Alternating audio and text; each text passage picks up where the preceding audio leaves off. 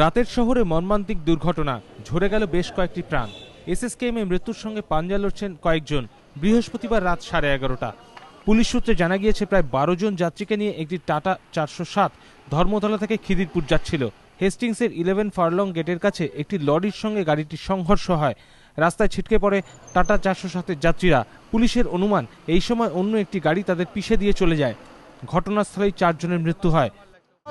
মাজারের কাছে আমরা দাঁড়িয়েছিলাম, একটা বাইকালে এসে বললো তো ওখানে একটা অ্যাক্সিডেন্ট হয়েছে, 5টা বডি দাঁড়িয়ে সঙ্গে সঙ্গে আমরা এসেছিলাম। আমি এসে আমার একটা বন্ধু ছিল, ওরা এসেছি, দেখি 5খানা বডি এখানে রক্তাক্ত অবস্থায় পড়ে আছে। হেস্টিংস থানার পুলিশ আহতদের এসএসকেএমে ভর্তি করে। মৃতদের মধ্যে 2 জনের পরিচয় জানা গিয়েছে। একজন খিদিরপুরের বাসিন্দা শেখ কামাল উদ্দিন, অন্যজনের নাম নিয়াজ আহমেদ। গাড়ির যাত্রীদের অভিযোগ, পুলিশ অনেক দেরিতে ঘটনাস্থলে আসে। আহতদের উদ্ধার করে হাসপাতালে ভর্তি করতেও দেরি করে। 8-10 জন মেরেছে ওইখানে।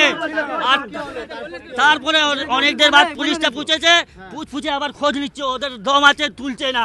ভ্যান গাড়ি নিয়ে শুধু দেখছে, জানছিল কিন্তু এদের নিয়েছে দাঁড়িয়ে টাইমে নিয়ে আসেনি হসপিটালে। পুলিশ টাটা 407-এর গাড়ির চালককে আটক করে জিজ্ঞাসাবাদ করে। আটক করা হয়েছে দুর্ঘটনাগ্রস্ত 2টি গাড়িকে।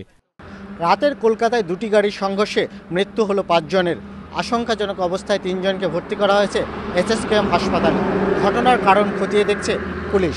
ক্যামেরায় প্রীতম চক্রবর্তীর সঙ্গে সুভাষ সুবৈদ্য, এবিপি আনন্দ, কলকাতা।